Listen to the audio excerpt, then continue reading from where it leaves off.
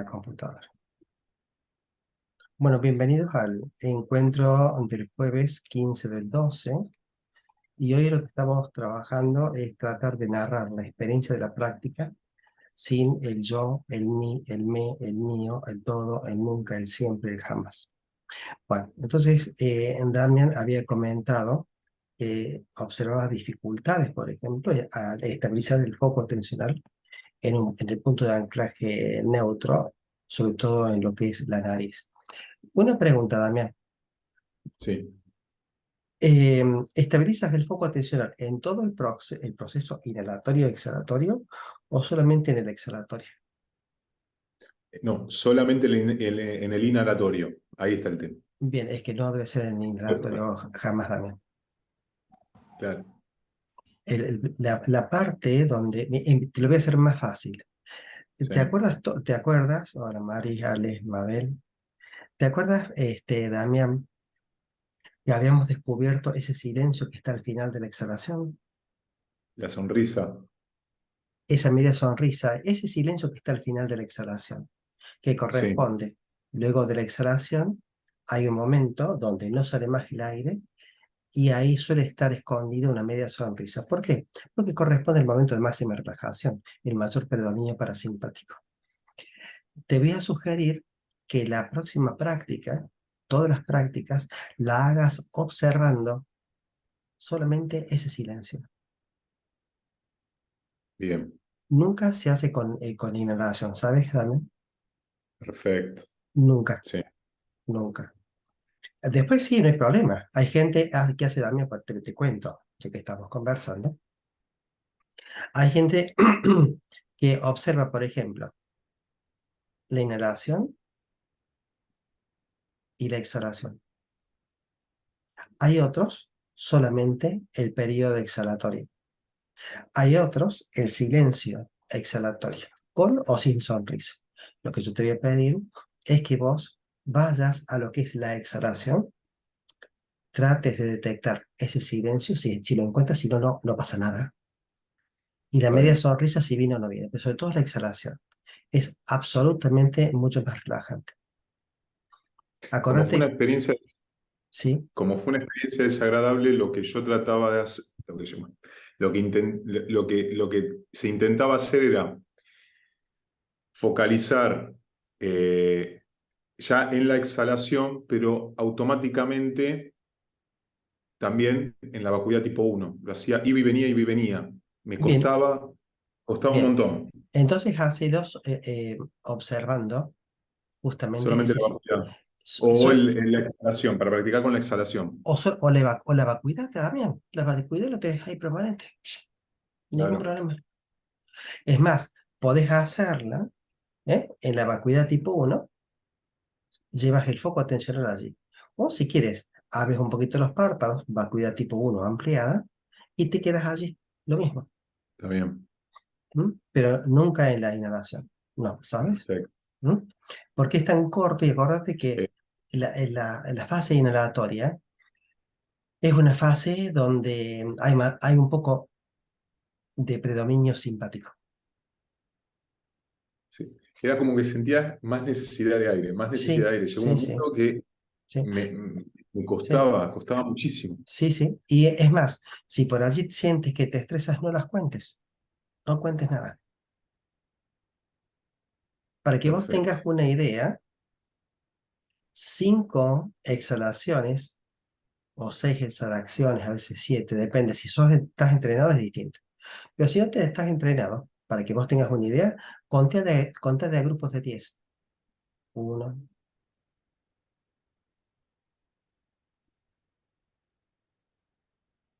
dos. Claro. Bueno, a mí no me sale hacerlo.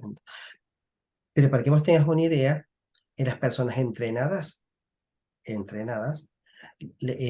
entre 3 y 5 equivale a un minuto. Y en personas no entrenadas es entre 8 y 12 por minuto. Entiendo. Hay un protocolo, Damián, que lo enseño para gente con hipertensión arterial, se llama protocolo de respiración lenta. ¿Mm?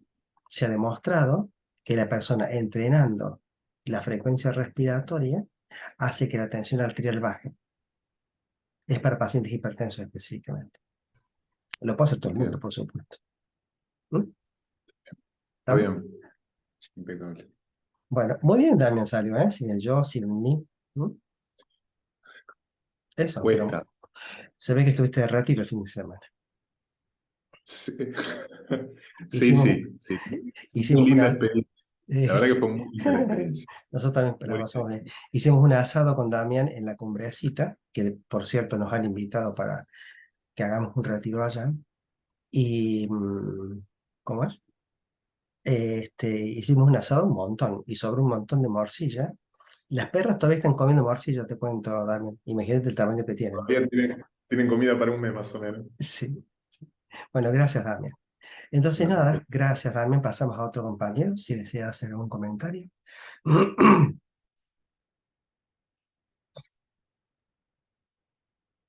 Juan Carlos.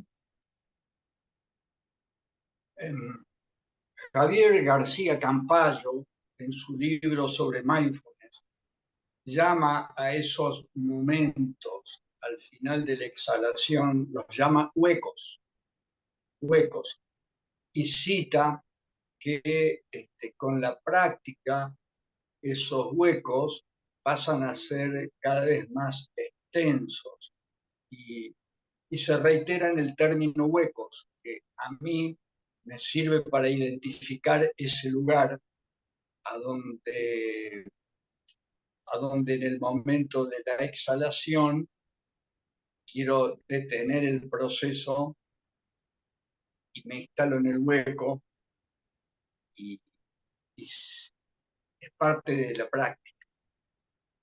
Eso quería comentar. Me acuerdo con Juan cuando comentábamos esos huecos que aparecen, esos huecos, ¿no? Y cada vez van a ser más prolongados, como decía Juan Carlos. Esos huecos son por donde yo me asomo al espacio que hay en blanco entre pensamiento y pensamiento, ¿verdad? Es el espacio, sí, al espacio que hay entre pensamiento y pensamiento, al hueco que hay entre pensamiento y pensamiento. Queda claro, ¿verdad? Recuerden ustedes esto. Nosotros accesamos a ese hueco, a ese espacio. Es un espacio que siempre y está disponible para nosotros 24/7, ¿verdad? Presten atención a esto. Ese hueco se llena en milisegundos de pensamientos, deberías, mandatos, diálogos internos. Entonces vamos a usar la analogía del profe Javier García Campayo, ¿eh? Hueco, ¿eh? Y sabemos que todo hueco se llena o se rellena. ¿Y con qué se llena? Y se rellena bastante rápido. No nos vamos a dar cuenta que se llene. Tampoco es no es nuestro asunto que se llene o no. Nuestro asunto es volver a generar ese hueco. Bien, entonces el hueco es el espacio que hay entre pensamiento y pensamiento. Se va a llenar, el relleno va a ser de carácter automático y tiene que ver con pensamientos, imágenes, deberías, mandatos, diálogo interno, tacatá, tacatá, tacatá. La pala para volver a excavar ese hueco, ese espacio, es la estabilización del foco atencional en puntos de anclaje neutros. Sí, la pala. La pala es EFA con pan. Me acuerdo que un día lo charlamos con Juan Carlos y a partir de allí es como lo puse en el libro. ¿Eh? Eso. Bueno, ¿estamos hasta acá? Entonces la pala para volver a liberar y a generar el hueco es EFA con pan. ¿Mm?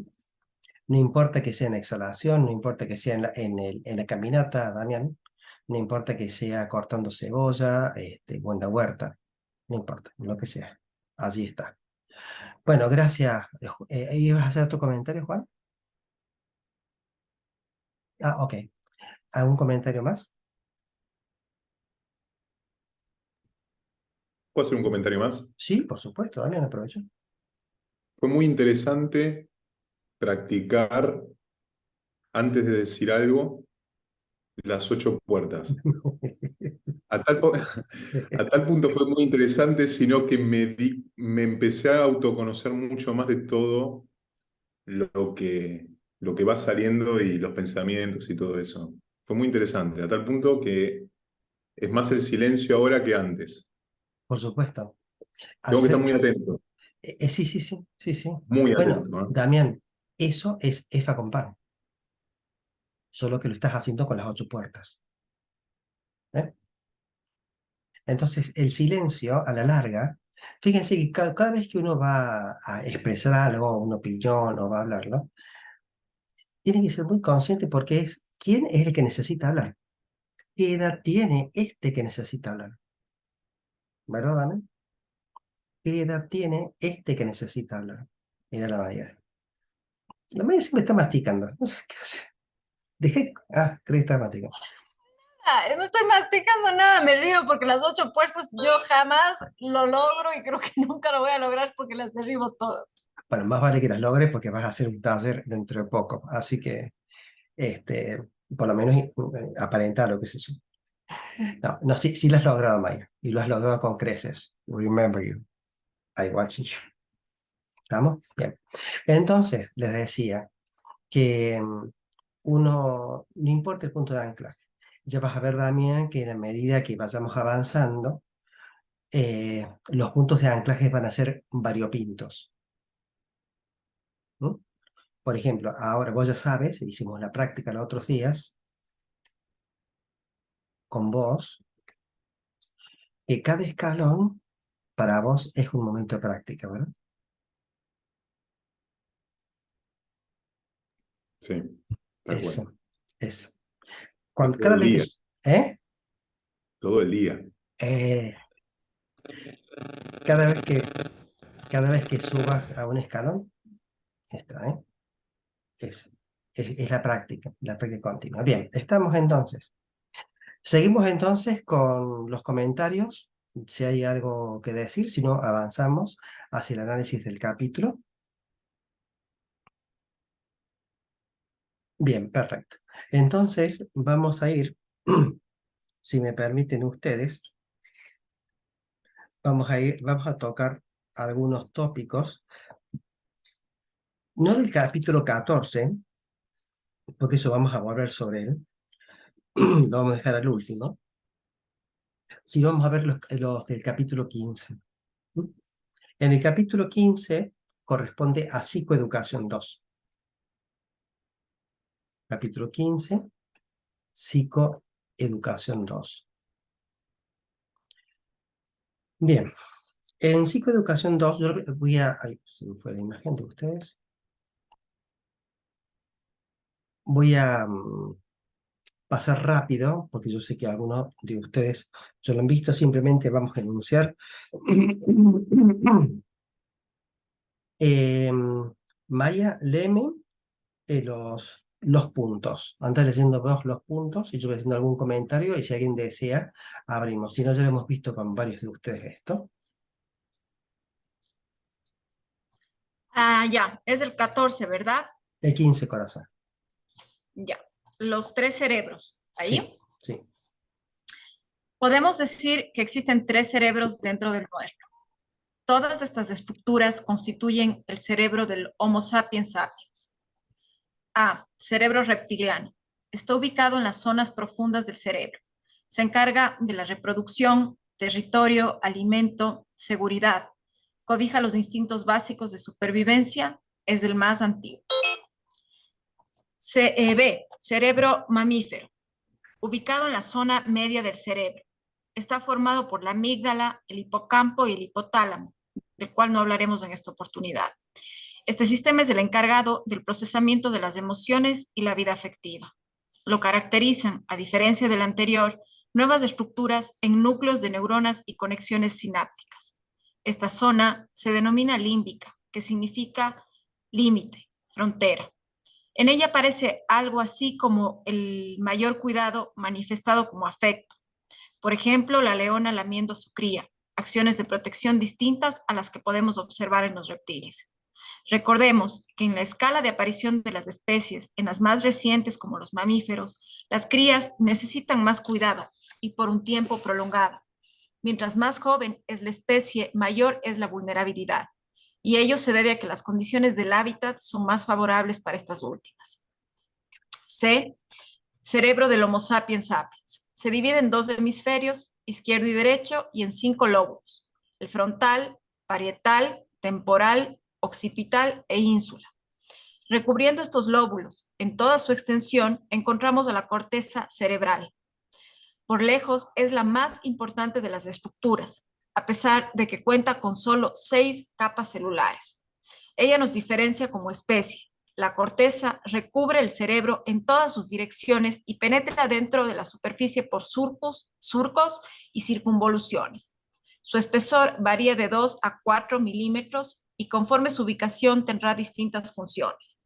No obstante, y a riesgo de simplificar demasiado, queremos resaltar solo algunas de las tareas, de las áreas cerebrales con las que debemos familiarizarnos: la corteza orbitofrontal, la amígdala, el hipocampo, la corteza cingulada y la ínsula. Bien, vamos a dejar entonces aquí. Y permítanme, pueden ver esto, ¿verdad? Están viendo algo de No, capítulo, no. unas imágenes, no, ¿verdad? No. Permítanme. Aquí.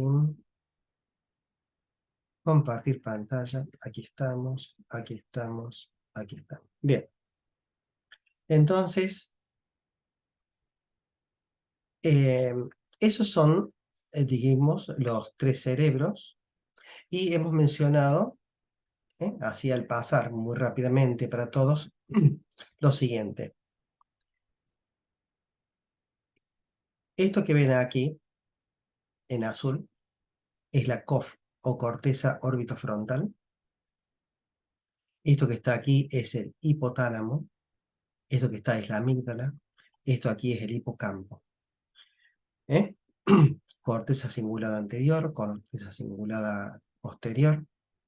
Les recuerdo que no son médicos, aquí está el ojo, más o menos, aquí la oreja. Una estructura importante es esto que está aquí, que es el hipocampo. Aquí, hipocampo. El hipocampo tiene forma de caballito de mar, por eso es el nombre. Y si no hay una conexión adecuada entre el hipocampo y la amígdala, voy a quedar sujeto y preso de los raptos amigdalinos que se llaman. Entonces, es importante en la práctica saber que el desarrollo de la práctica, valga la redundancia, va a favorecer, entre otras cosas, el crecimiento de esto. Hay otras áreas también que van a crecer, no solamente el número de neuronas en conexiones, sino también en volumen de neuronas. Las neuronas se hacen más grandes. Entonces, este hipocampo allí es donde nosotros vamos a encontrar elementos de memoria que pueden contradecir lo que yo siento. Ese es el punto. La memoria que contradice, acá en la Maya tenemos experta neurocientífica con la Nazaret Castellanos. Entonces, el hipocampo contradice al momento del enojo, puede contradecir el enojo mismo. Por eso es importante el desarrollo de estas áreas. También hay que recordar que la amígdala tiende a bloquear esto que está aquí. ¿Por qué? Porque lo que le interesa es sobrevivir. Cuando uno ve un chiquito, cuando está con su rapto de berrinche, no sé cómo se le dice allí en Ecuador, berrinche, esos enojos que gritan, ese es un rapto amigdalino. Cuando uno ve a una persona sumamente enojada y ofuscada, no puede entender, no puede procesar. ¿Qué es lo que no puede procesar, Julio? Esta conexión aquí. Por lo tanto, si uno ve a una persona ofuscada, no es hablando que va a corregir su conducta, porque esto lo tiene absolutamente bloqueado. Rodrigo, ¿ibas a decir algo? ¿Levantaste la mano? Sí, quería preguntar, ¿me escuchan? Sí, sí. Buenas tardes a todos. Quería preguntar si esta relación entre la amígdala y el hipocampo estaría relacionada con lo que es C2 y lo que se trabaja en las terapias cognitivas, a partir de la detección de pensamientos automáticos y de confrontación, modificando el estado emocional que uno tiene.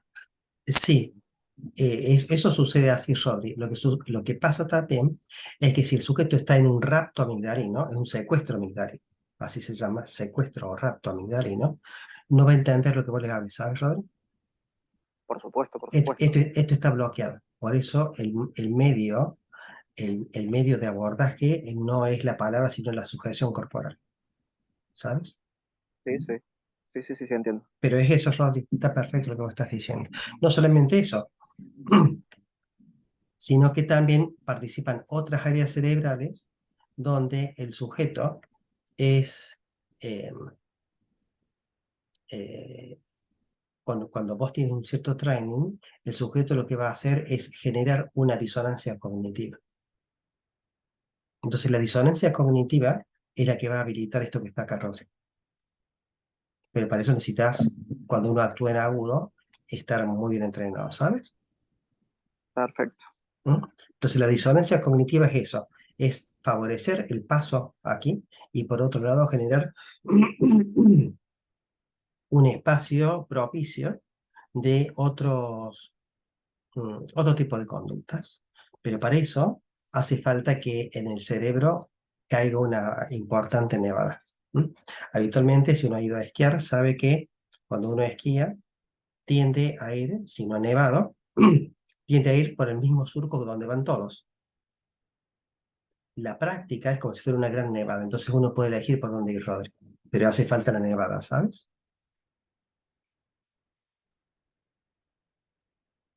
Perdón, estaba levantando el dedo y no me daba cuenta de que no tengo Sí. cámara. Bueno, perfecto. Bueno, muy bien, bárbaro, entonces. Gracias, Maya, entonces. Dijimos la corteza orbitofrontal. Aquí en el medio, al costadito de esto, está esto que está acá, se llama la ínsula. ¿Mm?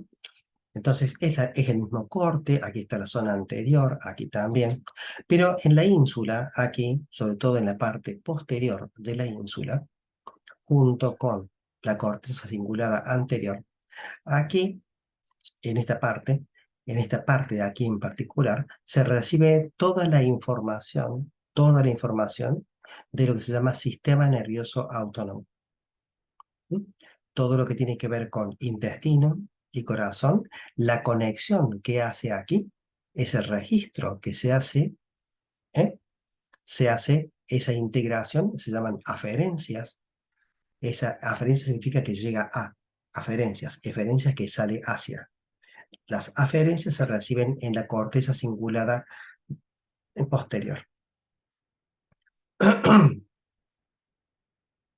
Esta información que se recibe desde el intestino, desde el corazón y que se integra adecuadamente aquí en la ínsula posterior y luego junto con la corteza cingulada anterior y luego la posterior, generan ese estado de flow, ¿sí? Esa serenidad observante y nutricia al momento de la práctica.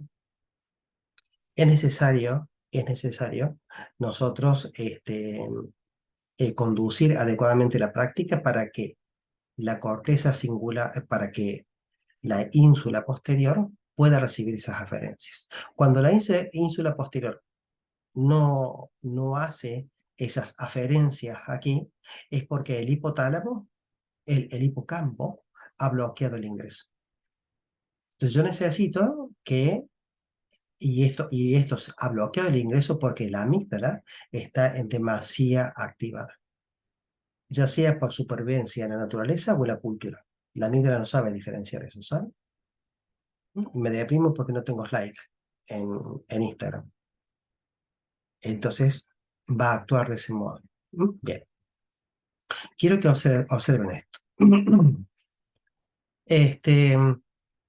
Supongamos nosotros que tenemos eh, un cerebro, ¿m? Que mientras más grande sea,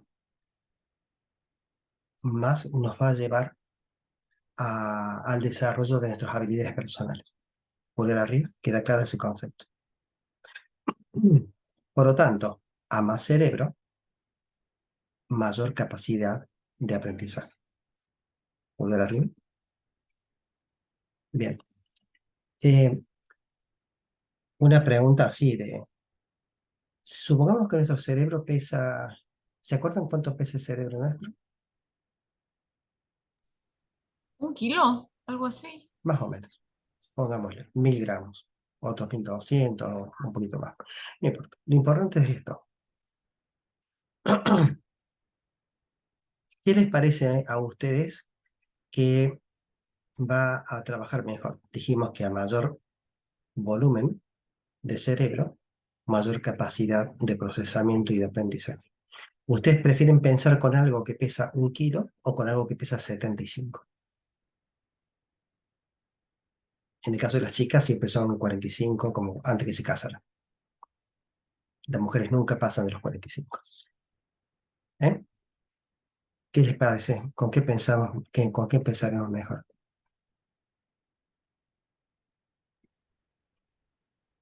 ¿A mí? El tema es que el cerebro está diseñado para supervivencia también, porque si tengo el cerebro reptiliano que está relacionado con supervivencia, hay que ver Sí. también qué cantidad de ese cerebro nosotros... Bien, en personas entrenadas, ese cerebro de supervivencia siempre es el mismo. No importa, no Perfecto. importa lo que pensemos nosotros. ¿Eh? No importa lo que pensemos. Entonces, ¿con, con cuántos kilos preferimos nosotros el cerebro? ¿Con 1 kilo, 1,2 kg, 1,3 kg o con 70 kilos? ¿Con qué va a ser más potente? Con 70. Con 70 70. exactamente. En el caso de las mujeres, 45. Ya es suficiente con eso. Entonces, por eso es importante recordar que para que nosotros podamos trabajar con estos otros dos cerebros, por eso todo este speech, para nosotros poder trabajar con estos dos cerebros, necesitamos a la amígdala cobijarla. ¿Estamos? El cobijo de la amígdala tiene que ser por vía paradojal. ¿Mm? El cobijo de la amígdala tiene que ser por vía paradojal. No le va a ser, no va a servir de nada, cálmate amígdala, no, no. Lo que va a servir es el EFA con pan a dos distintos lugares. Si es el escalón de Damián o las 8 puertas, el escalón de Damián y las 8 puertas. Si es la exhalación, es la exhalación. Si es el silencio, es silencio. Si es cortando la cebolla, cortando la cebolla.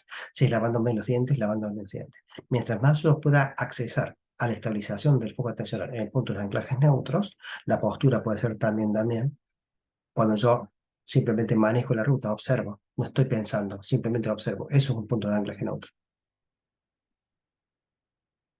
No estoy pensando a la acción, ¿eh? No se está pensando. Eso va a permitir, Damián, Maya, Mariela, que son los que yo veo aquí, que se integre los tres cerebros. Por eso necesito que el cuerpo piense. ¿Eh? Habitualmente, nuestro cuerpo piensa, pero lo que comanda en un C1 es generalmente la mente. ¿Queda claro esto? Bueno, entonces recordamos, mientras más cerebros podamos utilizar, mejor la vamos a pasar. ¿Mm? Recuerden que hay siempre información de supervivencia, Damián, si bien todo se integra aquí, hay información de supervivencia a modo, por ejemplo, de reflejos en todo el organismo, y eso prescinde, lo hemos visto en fisiología, prescinde del cerebro.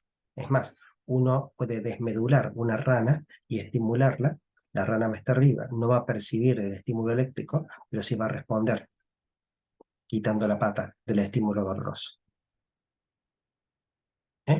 Entonces, esto del cuerpo-mente, acuérdense que son falacias. Simplemente sirve a los modos de explicar cómo sucede la experiencia. ¿Mm? Obviamente, a modo didáctico está fantástico. pero simplemente es una didáctica. No hay que creer que eso es lo real, es simplemente a los fines didácticos, ¿no? Entonces, necesitamos pensar con 3 cerebros y mucho más. Y a eso le sumo todo lo otra respuesta que está en el cuerpo, es eso. ¿Queda hasta ahí? Bueno, muy bien. Recuerden ustedes que en nuestro cuerpo hay memoria.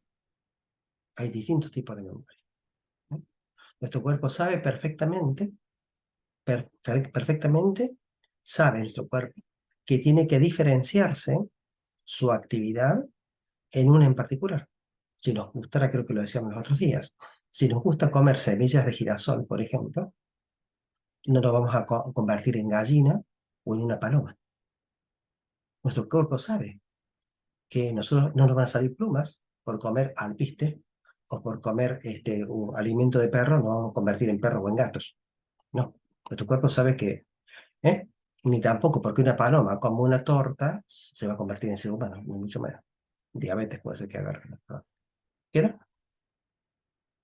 ¿Mm? Bien, entonces, esto va con el punto de los 3 cerebros. Vamos a pasar, ya hemos hablado de la ínsula. Con respecto a la cultura, que está en la página 119, se los dejo a ustedes porque es muy fácil de entender esa parte. Es sumamente sencillo, son las expectativas de vida. Recuerden, sí, ustedes lo siguiente, que, que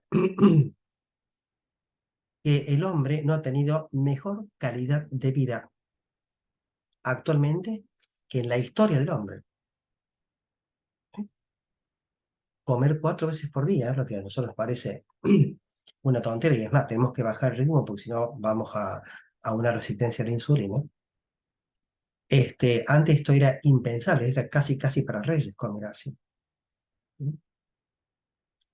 No solamente tenemos la mejor calidad de vida, sino que tenemos también en cuanto a cosas. Creo que el otro día le preguntaba, Mariela, abrí micrófono.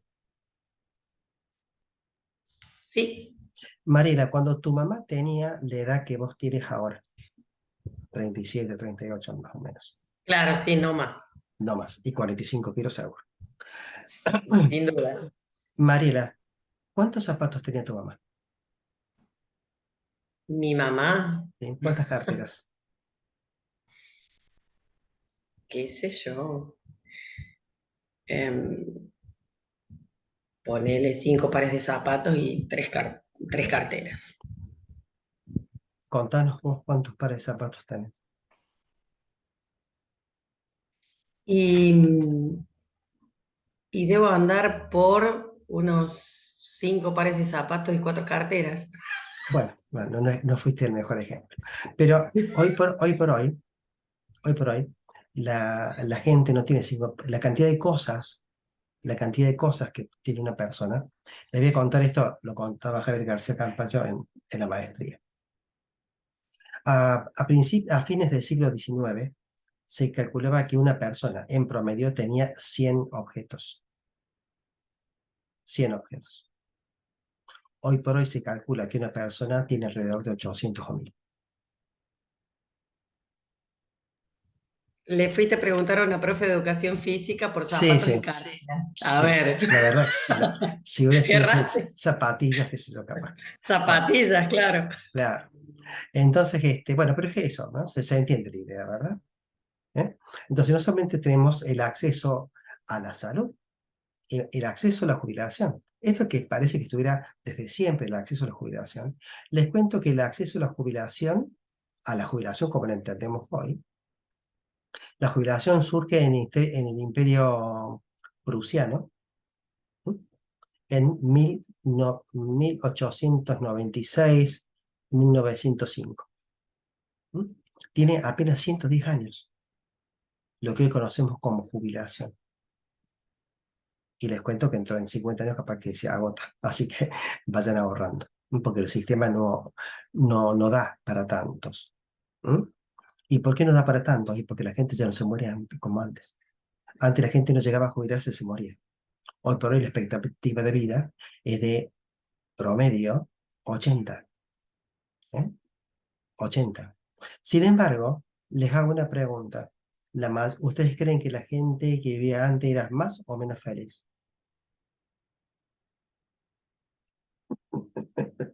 La felicidad es independiente, ¿m? de lo que, las posesiones, calidad de vida, e incluso de la salud también. Cuando tengo la oportunidad, bueno, yo trabajo con muchos años como médico en hospitales públicos, también mi paso en la policía, estar en comisarías, así que uno, uno ha visto de primera mano el sufrimiento y la miseria, ¿m? Sin contar los trabajos, ¿no? Pero en eso en particular, eh, y fíjense cuando ustedes anden por la calle y vean a alguien, por ejemplo, que está recogiendo basura con un carrito o arriba de los carros que llevan tirados por caballos, vean que la gente se ríe y contrasten eso con la cara de culo con a veces con la que lo anda, ¿no?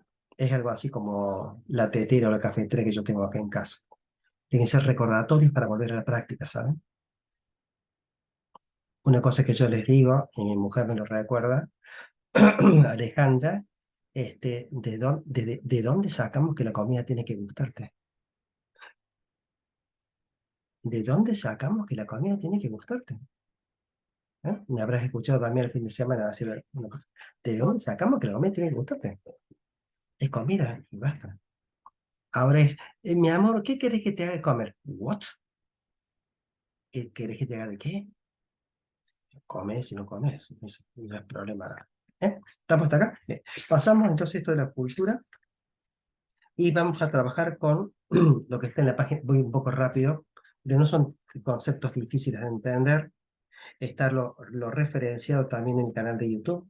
Vamos a la página 120, que es calidad de vida. Entonces decíamos que calidad de vida es inversamente proporcional a la distancia entre el deseo y la realidad. ¿Qué significa esto?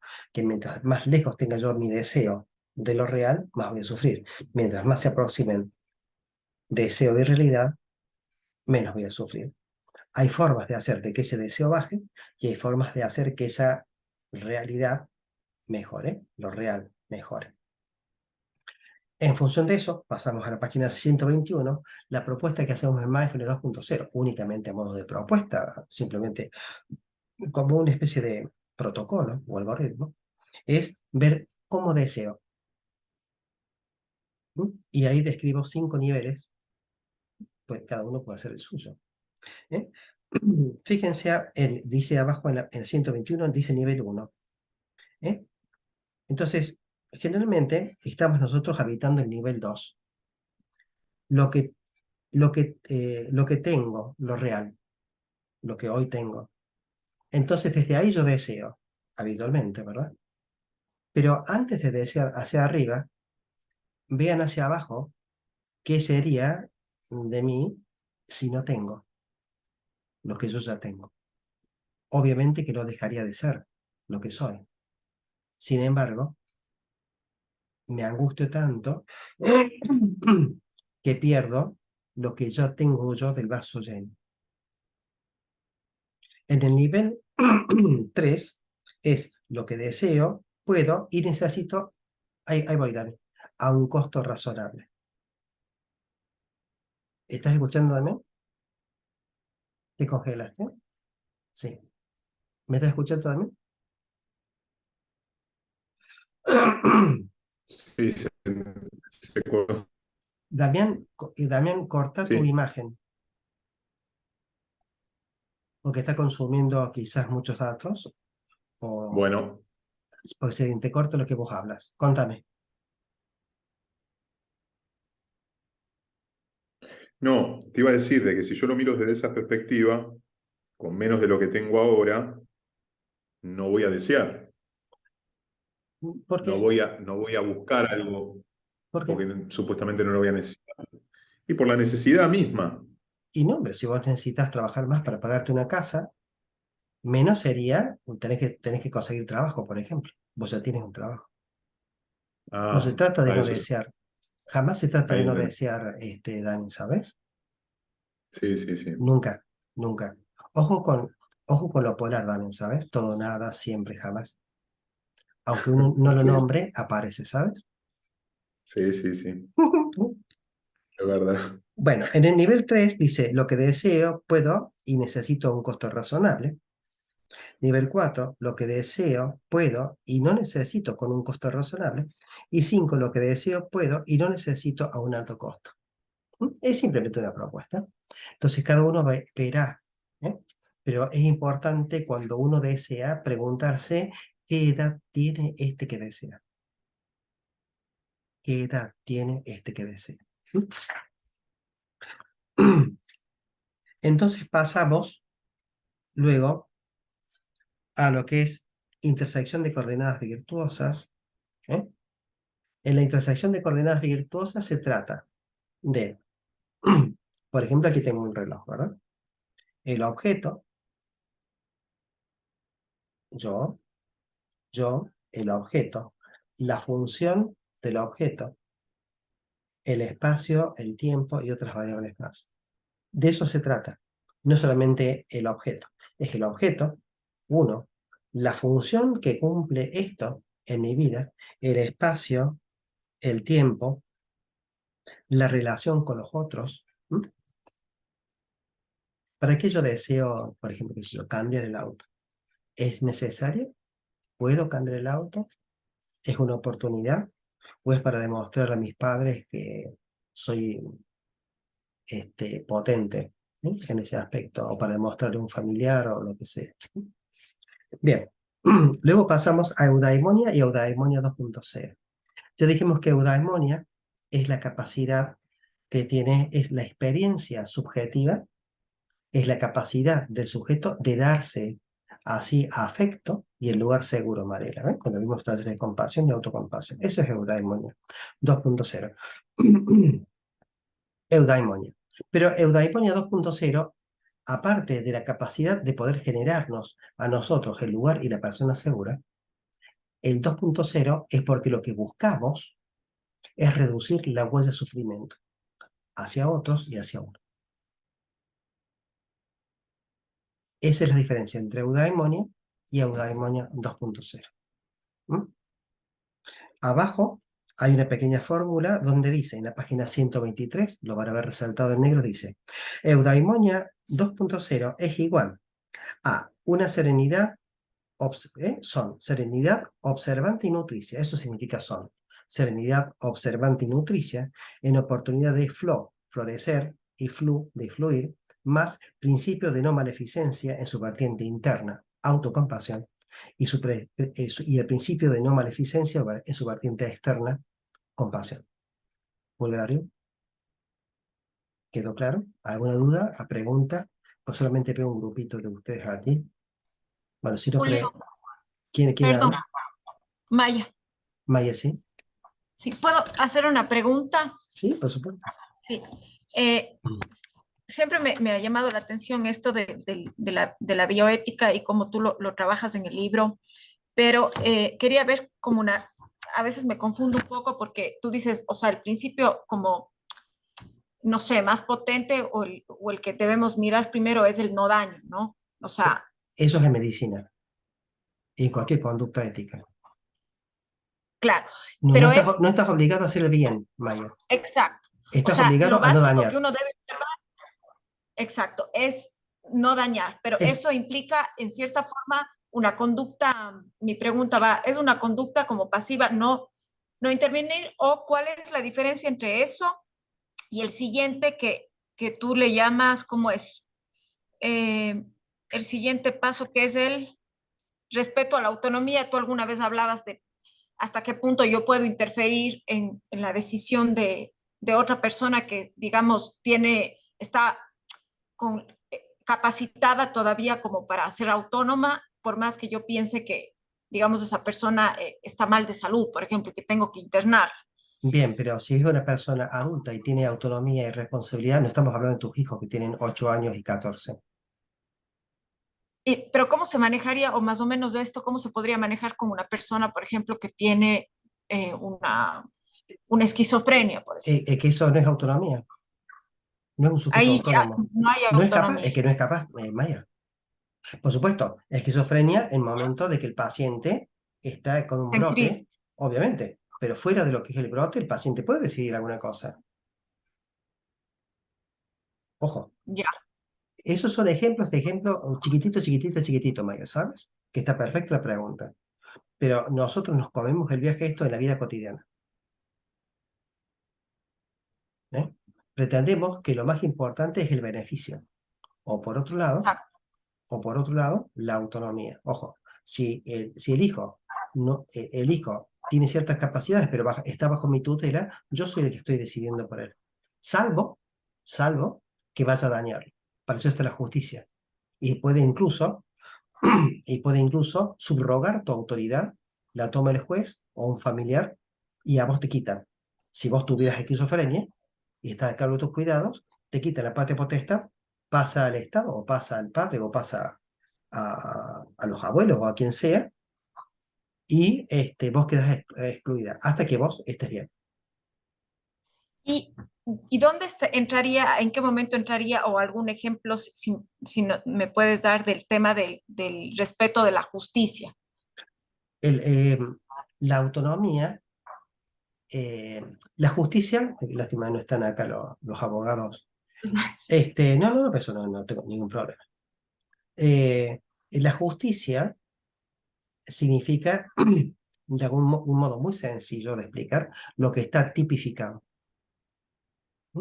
Lo que está ajustado, tipificado. ¿Qué significa? Que mientras vos no contravengas algo que esté tipificado, aquel que matare a otro, eso es una tipificación, aquel que matare a otro, aquel lesionaría a otro, pero si no entre medio, la justicia ahí no talla, salvo que vos quieras dañar. Por ejemplo, imagínate que vamos nosotros a visitarte Ecuador y vos le cuentas a Alejandra que estás con una carie y que no querés hacerte un tratamiento conducto. Imagínate que te agarramos con el Pato, Viviana, Alejandra, y te llevamos todos, junto con tus padres, y tu madre seguramente, tu madre siempre se va a enganchar en esto, te llevamos tipo esposada atada a un odontólogo. Y el odontólogo nos va a decir a nosotros, pero chicos, ¿qué les pasa? Pero queremos beneficiar la Maya porque hay que hacer un tratamiento de conducta. Bueno, wow. Maya es una persona, es profesional, es una persona capaz. ¿Cómo van a ir ustedes por encima de la autonomía? Por más que quieran beneficiarla a ella. Entonces, allí, Maya, la justicia obraría en contra nuestra. Nos Claro, detendrían, porque somos de una secta de trastornos mentales, ¿qué es eso? ¿Queda? perfecto. Entonces, pero vos fíjate que eso va a depender también, Maya, de distintas culturas. Por ejemplo, con respecto a la eutanasia, solo pone esto porque he trabajado, dirían los chilenos, harto tiempo en esto. Con respecto a la eutanasia, en, en los Países Bajos, en Holanda, en Bélgica, en España, creo que ahora en Colombia, está perfectamente permitida. Por lo tanto, sería darle al sujeto la oportunidad de recurrir a una justicia en pos de su autonomía. Y la beneficencia que buscamos los médicos habitualmente, siempre para cuidar al paciente, beneficiarlo, acompaña todo el proceso judicial para que el sujeto pueda morir. Y muerto el sujeto, no hay sustrato para que sufra. Eso, en cambio, en el resto del mundo es un homicidio. Sí, incluso en Bélgica vi últimamente en un reportaje que te están permitiendo incluso tomar esa decisión Sin, por temas de salud mental, salud que mental, sí. En el caso de un estrés postraumático, fue la sí, de última una chica eutanasia. que tuvo Sí, un de una chica atentado. con estrés postraumático después de un atentado. ¿Mm? Bien, era un sufrimiento que no podía ser corregido. No sé si incluso llegaron a electroshock para tratar de aliviar el malestar y reprocesar y no pudieron. Bueno, es así. Fíjense ustedes, es más, el concepto de muerte se corre conforme la conveniencia. Antes se te declaraba muerto luego de 48 horas de muerto. Si no, con esto de que la gente iba a revivir, una cosa así. se esperaban 24, 48 horas y no pasaba nada, entonces no era una catalepsia, si estabas muerto, remuerto, ya el olor que tenían, ya te enterraban por el olor que había. Hoy por hoy, el concepto de muerte se ha corrido a muerte cerebral, se distingue. ¿Para qué? Por lo utilitario. ¿De qué? De la donación de órganos. Entonces, en otro momento sería, che, no está muerta.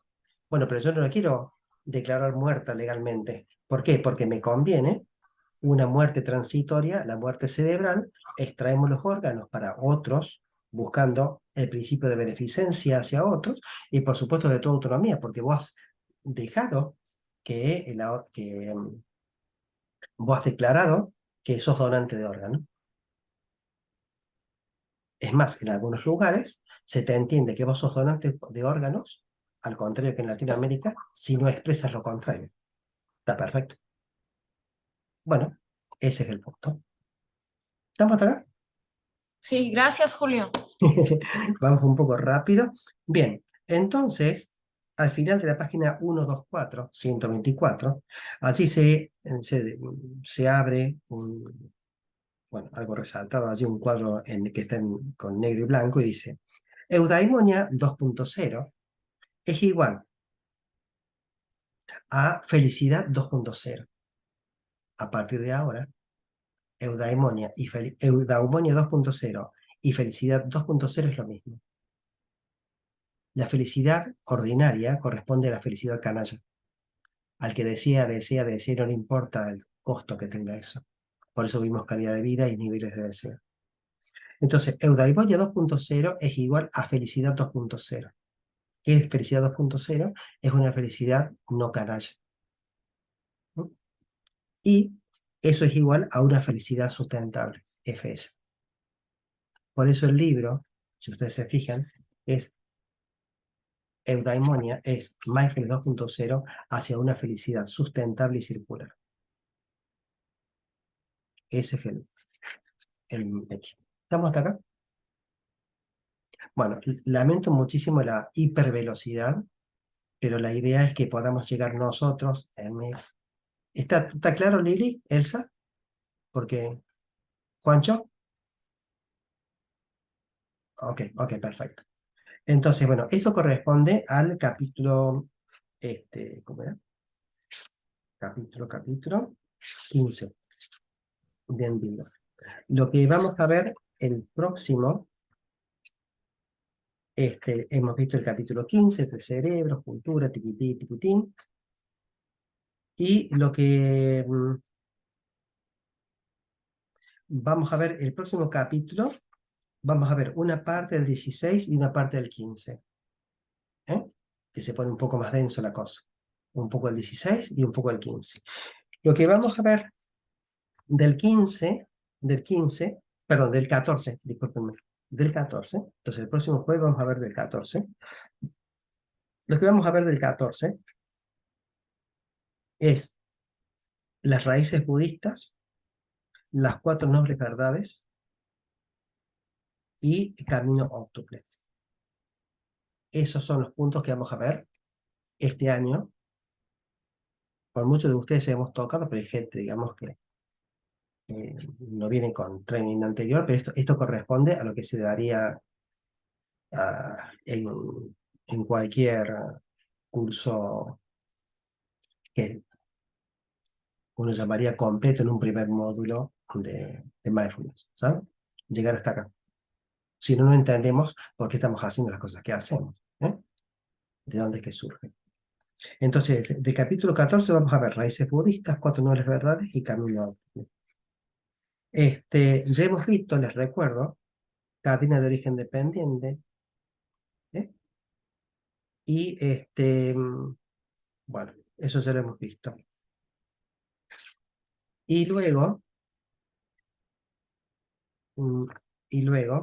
les recuerdo por supuesto que el principio de ayoidad tiene que ver con la idea de primer orden. El principio de ayoidad tiene que ver con la idea de primer orden. Saber que esa idea está allí, que se activa, pero yo no soy esa idea. Nosotros cuando nos narramos, decimos, Yo tengo 65, yo tengo 40 y pico, yo tengo 60 kilos, las mujeres siempre 45, siempre. Por defecto son siempre 45. Este, tengo un auto, tengo hijos. ¿Eh? Eh, entonces, es lo que yo tengo. Tengo hipertensión, tengo alopecia, tengo mucho pelo, tengo. Son las cosas que tengo. Pero yo no soy mi 68, yo no soy el pelo que tengo, yo no soy la ropa que tengo, yo no soy el marido que tengo, yo no soy la familia que tengo. ¿Queda claro eso, verdad? No lo busques, Lili, porque eso no está acá, ¿eh? Simplemente lo estoy enunciando, si es lo que estás buscando. ¿Eh? Este corresponde a la reescritura que estoy haciendo del libro. Entonces, son cosas que yo tengo, pero no es lo que yo soy. Habitualmente confundimos lo que tengo con lo que soy. Soy médico, no sos médico. La actividad tuya es médico, tu actividad es psicóloga, tu actividad es contadora. ¿Eh? Contador como Juan. Ama de casa, madre, son cosas, son roles, actividades, pero no es lo que uno es. Y por supuesto, como ya sabemos que la idea de primer orden es una cuestión de ordenamiento, es de carácter no consciente en personas entrenadas, si tampoco soy la idea de primer orden, ¿qué es lo que soy? Soy el que experimenta, el que tiene la experiencia de estar vivo. Soy el que experimenta la vida. ¿Eh? Eso es lo que uno es, la experiencia de la vida, la experiencia. ¿Mm? Y esta experiencia la aportamos con una memoria, con una mente, que es una acumulación de impresiones, y con un cuerpo, que es la acumulación de alimentos, y la experiencia temporoespacial, como hemos dicho. ¿Estamos hasta acá? Es muy importante entonces diferenciar lo que tengo de lo que soy. Por lo tanto, soy más allá del nombre. El nombre es una conveniencia política. Está bárbaro para pagar impuestos, la herencia, que me llamen para una dirección, pero eso son conveniencias políticas. Entonces, en realidad uno es una experiencia. ¿Eh? Eso es lo que planteamos desde Mindfulness 2.0 y por supuesto este es budismo absolutamente puro. ¿Queda claro hasta acá? Esas son las raíces de la práctica, ¿no? Si no, esto no se entiende. Bueno, tenemos unos minutos si alguien quiere hacer algún comentario.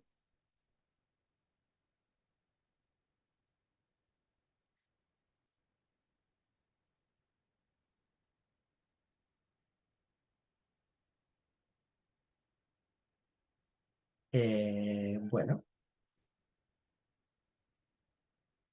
muy bien. Entonces vamos a practicar entonces. Nosotros tomamos unos minutos. Vamos a la práctica formal.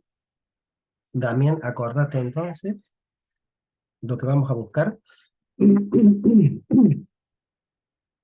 es la estabilización del foco atencional en la exhalación, fundamentalmente, ¿sabes? O en ese Sí. silencio al final de exhalación. ¿Quedó claro lo que comenté, Damián? Sí, sí, muy claro.